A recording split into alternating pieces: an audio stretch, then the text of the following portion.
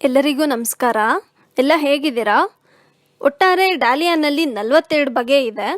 ಹಾಗೆ peach, red, lavender, white, yellow, orange, pink, multi colour ಇನ್ನೂ ಅನೇಕ ಬಣ್ಣದ ಹೂ ಬಿಡುತ್ತೆ. ನಮ್ಮ ಟೆರೆಸ್ ಗಾರ್ಡನಲ್ಲಿ ಒಟ್ಟು 3 ಬಗೆ ಗಿಡಗಳಿವೆ. ಲ್ಯಾವೆಂಡರ್, ಆರೆಂಜ್ ಹಾಗೂ ಬೈಕಲರ್ ಹೂಗಳು. ಇವತ್ತು ನಾನು ಡಾಲಿಯಾ ಹೂವನ್ನು ಹೇಗೆ ಬೆಳೆಸೋದು, ಹೇಗೆ ಕೇರ್ ಮಾಡೋದು, ಯಾವ ಸೀಸನಲ್ಲಿ ಹೂ ಬಿಡುತ್ತೆ ಅನ್ನೋ ವಿಚಾರವನ್ನು ಡಿಸ್ಕಸ್ ಮಾಡ್ತೀನಿ. ಸೊ ವೆಲ್ಕಮ್ ಬ್ಯಾಕ್ ಟು ಅರಸಿ ಟೆರೆಸ್ ಗಾರ್ಡನ್. ನಾವು ಡಾಲಿಯಾ ಗಿಡವನ್ನು ನಮ್ಮ ಹತ್ತಿರದ ನರ್ಸರಿಯಿಂದ ತಂದದ್ದು. ಡಾಲಿಯಾನಲ್ಲಿ ಸಿಂಗಲ್ ಲೇಯರ್ ದಳ ಇರುವಂಥ ಹೂಗಳು ಸಿಗುತ್ತೆ. ನಾವು ದೇವ್ರ ಪೂಜೆಗೆ ನಮ್ಮ ತೋಟದ ಹೂಗಳನ್ನೇ ಬಳಸೋದ್ರಿಂದ ಮಲ್ಟಿ ಲೇಯರ್ಡ್ ಪೆಟಲ್ ಡಾಲಿಯಾನ ತಂದಿದ್ದೀವಿ. ಇದು ನಾವು ನರ್ಸರಿಯಿಂದ ತಂದಾಗ ಬರೀ ಒಂದು ಕಡ್ಡಿ ಇತ್ತಷ್ಟೇ. ಈಗ ನೋಡಿ ಹೇಗೆ ವನ ಥರ ಬೆಳೆದಿದೆ. ಈ ಗಿಡನ ಪ್ರೊಪಗೇಟ್ ಸಹ ಮಾಡ್ಬೋದು.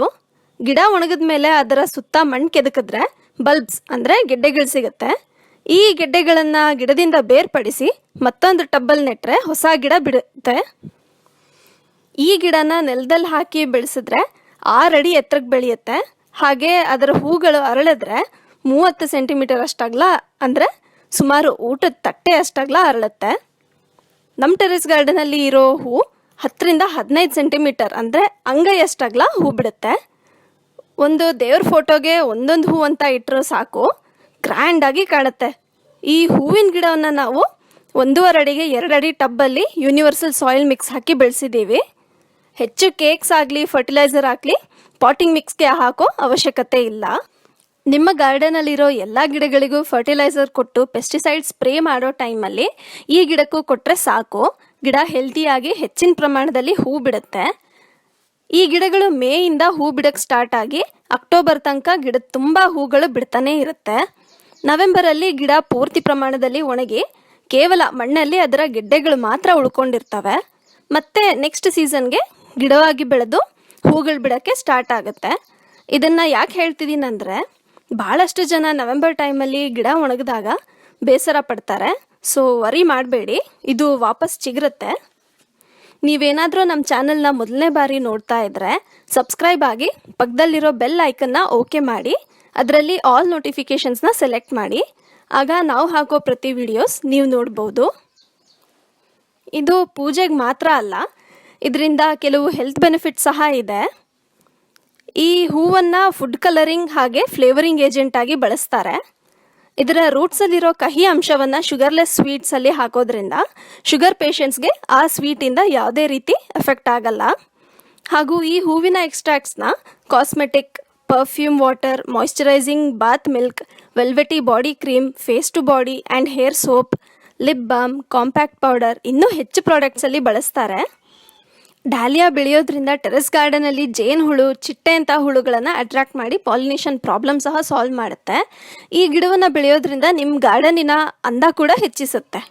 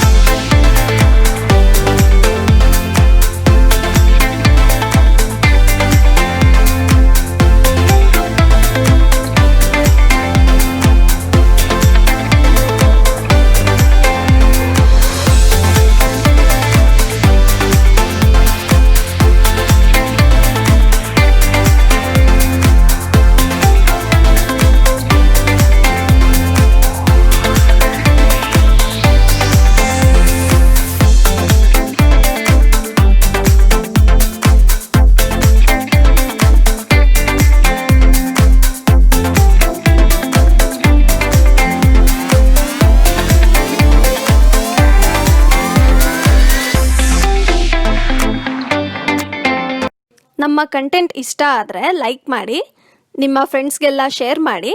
ನಿಮಗೇನಾದರೂ ಹೆಚ್ಚಿನ ರೀತಿ ಗೊತ್ತಿದ್ದರೆ ಕಮೆಂಟ್ ಮಾಡಿ. ಹಾಗೆ support organic terrace garden. Thank you.